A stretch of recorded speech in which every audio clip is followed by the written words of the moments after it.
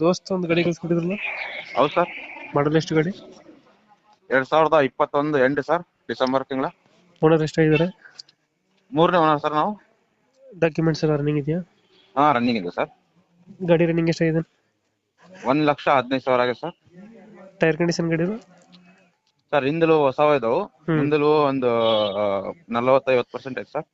ಅದ್ರ ಲೋನ್ ಇದೆಯಾ ಗಾಡಿ ಮೇಲೆ? ಲೋನ್ ಇಲ್ಲ ಸರ್, ಬೇರೆ ಇದೆ. ದೋಸ್ತಲ್ಲಿ ಯಾವ್ದು ಗಾಡಿ? ದೋಸ್ತ್ ಪ್ಲಸ್ ಸರ್.